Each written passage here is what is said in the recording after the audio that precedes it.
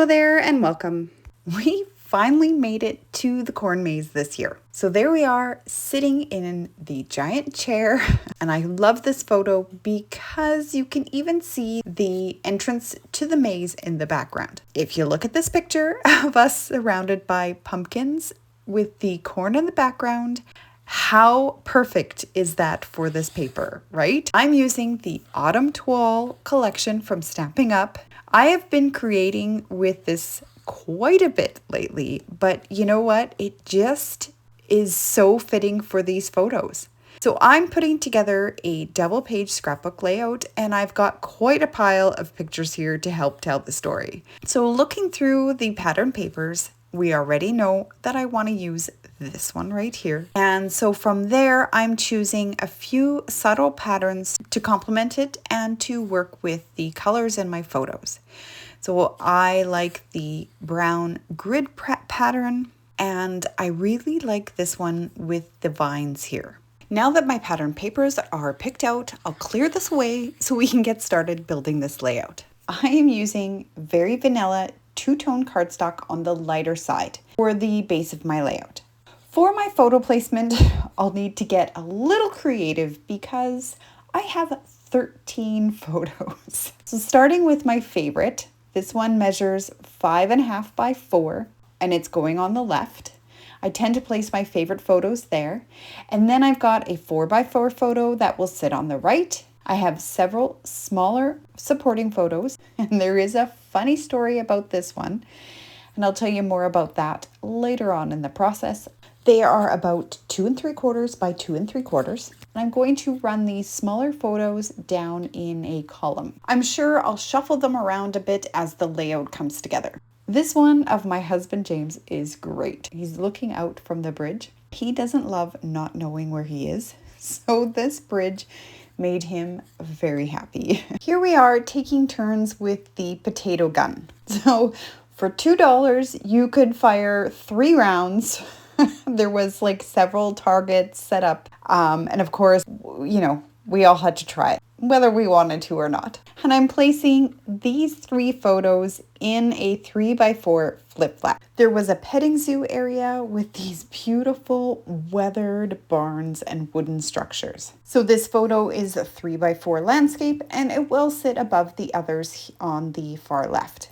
And then I've got a few more 3x4s in portrait, one of the maze itself. Every year they design a completely new maze. It's pretty cool actually. And the last photo is a 4x5 portrait. And they'll all go something like this. Even with all these photos, I still have room for journaling, a title, and a few embellishment clusters. I'm thinking if I bump this photo down a little, I can stack a journaling block right in the center and make it part of the design. Now for the pattern paper. I could run the pumpkin pattern along the side like this. I'll just move the photos that are going in the flip flap off to the side and lay this in place. I do kind of like it framing the layout, like bookends on each side. You know, it's not bad. Or wait, where's that other piece? Maybe it would look better running across the bottom right through both pages. Let's see what that looks like. This is all part of the process. So to get the full effect, I'll move the other 12-inch sheet to the bottom to test that out. Okay. You know, I don't hate it. It's kind of my go-to design, but honestly, I think I liked it better the first way. So let's go back to that and try something a little different today. To bring in more pattern paper, I've got this one with the vine design. I mean, at least I think it looks like vines. Now I could tuck that behind the pumpkin paper so that it peeks out just a bit. You know, I'm not a fan. What about behind the smaller photos in the column as like one large mat behind them all? I'm thinking like to tie all the photos together and give the column some cohesion. But you know what? That design behind them just isn't working. It feels too busy and distracts from the photos. But I do love the idea of matting these 4 photos together. So I've got this scrap of the early Espresso grid paper. It ties in nicely with the darker shades of the photos, and that soft gray in the grid lines picks up on the neutral tones throughout the page. So obviously the scrap isn't quite big enough, but because it's a grid pattern, I can patch a few pieces together and make it work. I really don't want to cut into a full 12 by 12 sheet. To repeat that look on the left page, I'll use another scrap from the same pattern paper to mat my focal photo. So looking through all these photos, I keep noticing the worn wood and soft gray tones. You can see that in the big chair, the barns, and even that bridge. The Country Woods collection is one of my absolute favorites. These wood grain patterns just seem to go with everything. And since I'm leaning into the grays, there's this one right here. I think I have almost a full sheet, or this one, which I think this is the biggest piece I have. Hang on a second. I've got way too many papers in my hands right now. I've narrowed it down to these 2 papers. What's on the other side of this one? Oh, look, another gray. But this one feels more beach house than farmhouse. So I'm going to go back to the originals. Let's test them out. I'll try this one on the left and then the other on the right. And hopefully, without making a big mess here, I can tuck them into place. Now, I am really liking the one on the right. It reminds me of the wooden boards in the big chair photo. I don't have a lot of it left, but again, let's make it work. Now that I've introduced wood grain in the mix, it has those beautiful white, gray, and brown tones in it. I am not loving it against the very vanilla cardstock background anymore.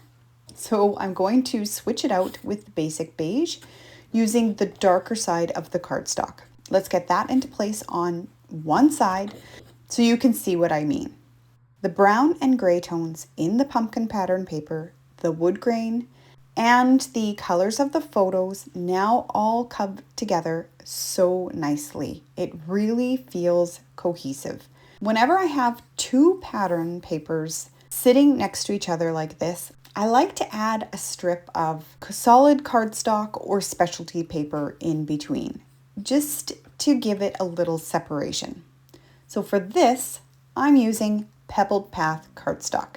Now, this is a retired color, but it is a soft gray brown, and I thought it would complement all the grays and brown tones in the papers and photos perfectly.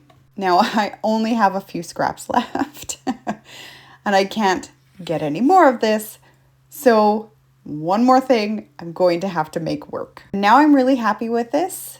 I am definitely going to go with the basic beige cardstock as my base layer, and I'm ready to cut everything down. I kept the piece on the right side at 6 by 12 inches. It was already that size, so why not?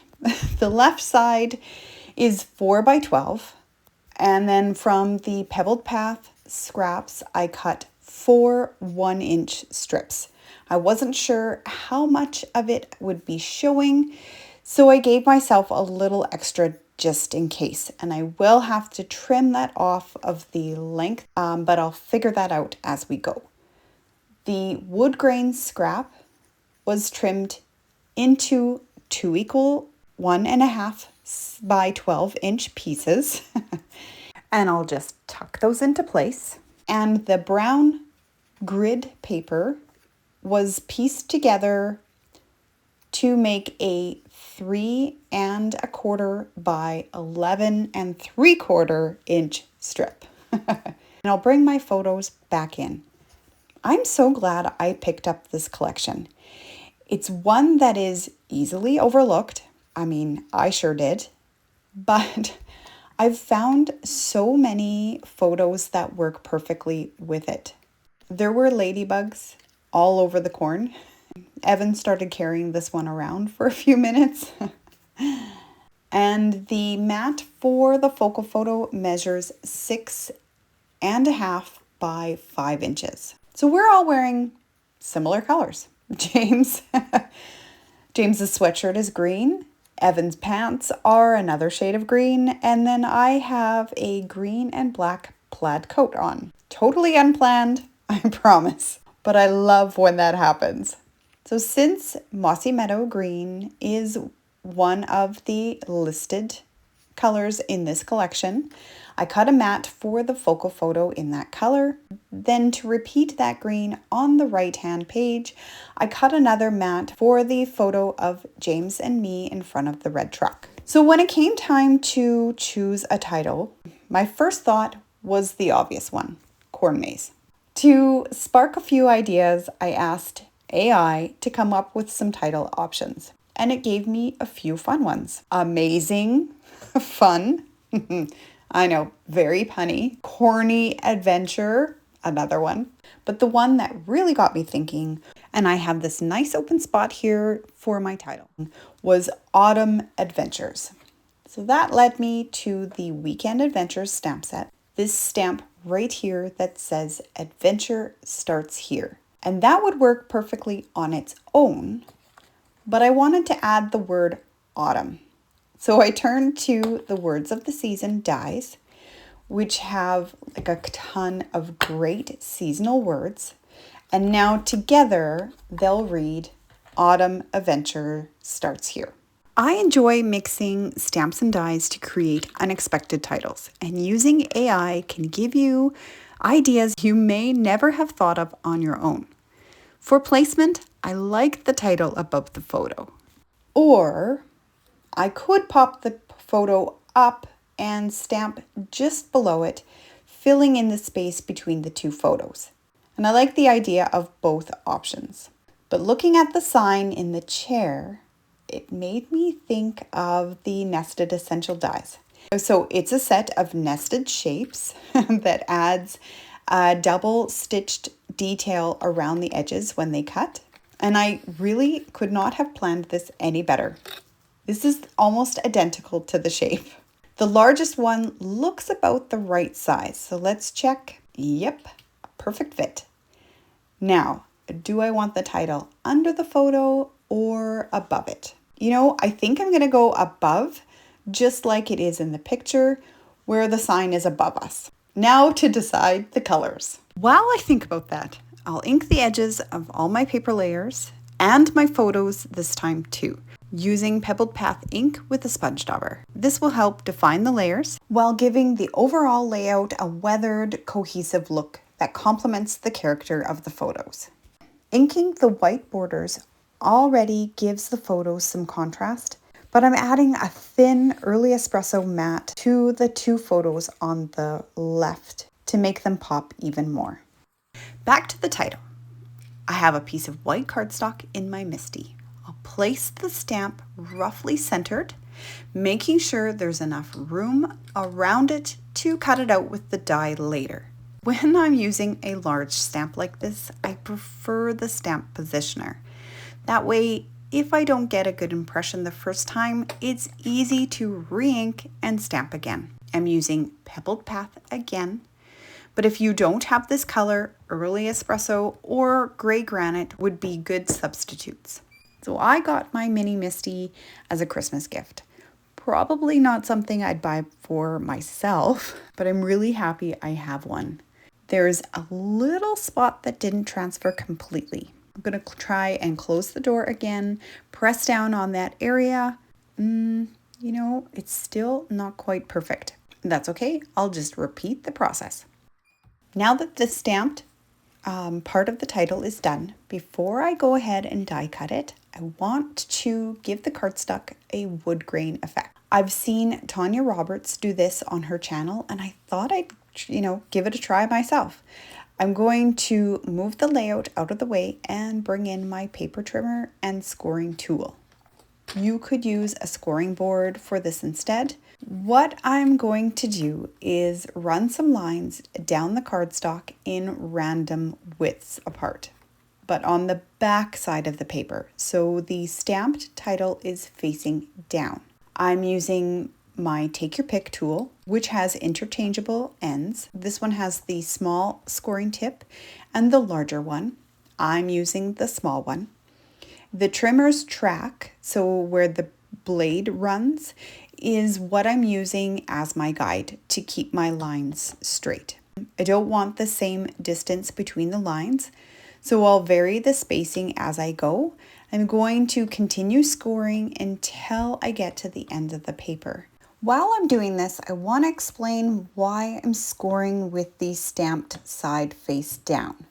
This step creates raised ridges on the front of the cardstock, giving it an authentic wood grain texture. If you were to score with the stamped side up, you'd get indent lines instead, so a completely different look. Now take your time with this step. You want to make sure that you stay in that groove so your lines stay straight. After all the lines are scored, I'm ready for the next step. I'm using Crumb Cake ink this time. It's a beautiful light neutral brown that I've been reaching for a lot lately, especially in my fall layouts. So with a light hand, I'm gently swiping the ink across the paper. The raised lines will pick up the color along with a few random areas, creating a worn wood grain effect. Now I'm going to quit while I'm ahead and cut this out using the die. I'm using my scissors to slightly round out the edges so the shape of the title matches more closely to the sign on the chair. Just a little snip on each corner. Then I'll blend Pebbled Path ink around the edges to add that weathered look and tie everything together. So we had a great time at the corn maze. We wandered through the petting zoo for a bit, and then everyone tried out the potato gun. They use old potatoes, like almost moldy, so they're not wasting good food here. I'll finish the rest off camera, but I think you get the idea of what I'm doing here. For the word autumn, I cut it from Cajun Craze cardstock and centered it above adventure. I love when something you've envisioned comes together exactly how you hoped. I'm using the amber, autumn, and beautiful pumpkin bundles. I've stamped, colored, and die cut several pumpkin clusters, some large and small pumpkins, and I did kind of walk through how I colored these in a previous video, so I'll link that at the end of this one if you wanted to go check that out. And I die cut a few vines. I wanted to add some sunflowers to this layout. I used an older Close to My Heart stamp set called A Budding Friendship. It's a 2-step stamp. I stamped the flowers onto white cardstock using crushed curry ink. For the centers, I used the larger flower center from the Impressions of Bloom stamp set. I wanted a brown center, and I think this is perfect for the sunflowers. I stamped them with early espresso ink. And I also stamped a few leaves with Mossy Meadow. And to give myself a variation in color, I stamped some in full strength. And without re-inking, I stamped them again for a lighter version of the same color. Starting with the largest embellishments, the sunflowers and the large pumpkins, I'm placing one flower behind the title on the right and then another tucked in the lower left, just behind the title, but overlapping with the 3x4 photo beside it. This pumpkin is going right under it to cover the garbage bins in the photo. It's always a bonus when you can hide those. I did Photoshop a few people out of my focal photo using a site called clipdrop.co. I just used the free version and it works pretty well for removing background distractions. On the right side, I'm adding another cluster, starting with the flower behind the photo, and then a third one in the lower left beside the selfie of James and me. I'll place another pumpkin there too, and then start building up my clusters, tucking and overlapping the pumpkins with the flowers to create that cozy layered look. Customizing your own ephemera with stamps is a fun way to make your layout more personal. This particular image is perfect. It's got pumpkins and corn, which couldn't match these photos any better. So we zipped through that maze really fast, way faster than I expected. Then, we explored a little bit more, taking pictures by some sunflowers.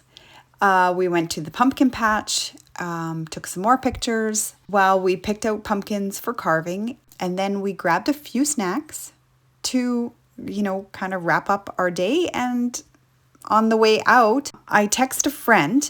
We had ran into her and her family there. And she commented on how fast we got through the second maze. And it took me a minute to realize, or we had completely missed the second maze. We had no idea we hadn't finished the whole thing. And the really funny part is that we were taking pictures right in front of the entrance without knowing it.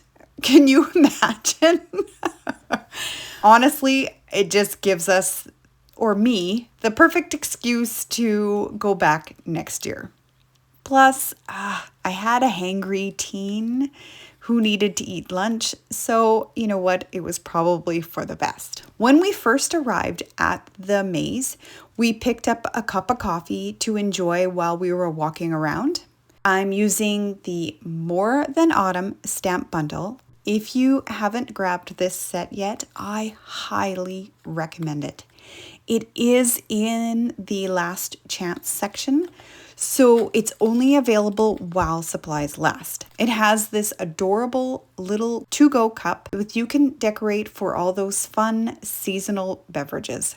I've got this die here for the coffee cup, and I'm just testing how it will look in this cluster on the right. You know what? I think it's going to fit that space perfectly.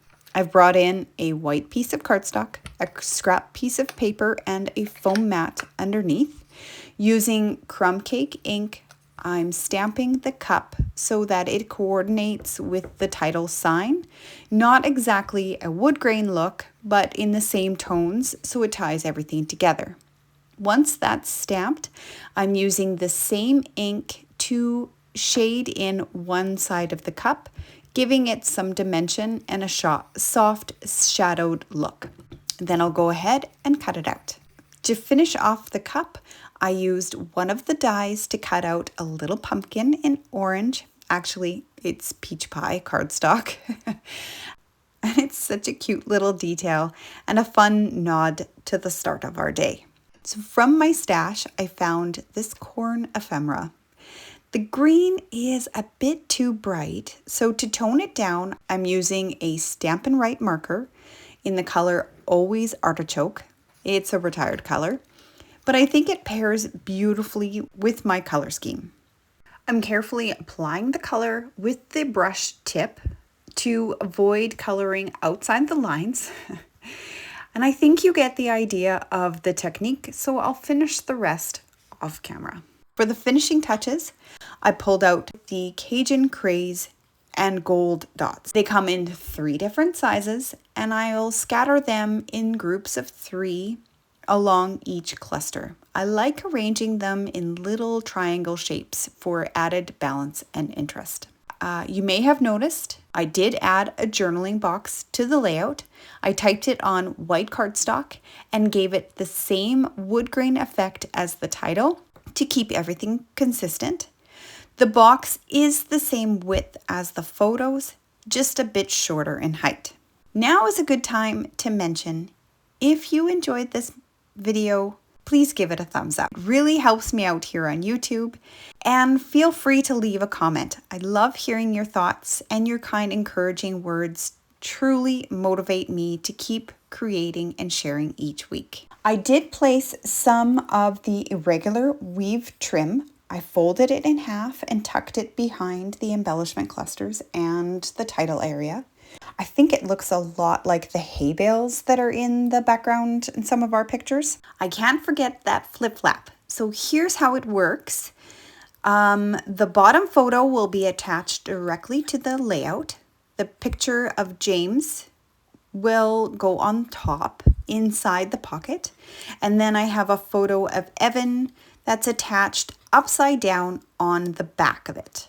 So once it's in its plastic sleeve, I attach mine to the outside of the page protector.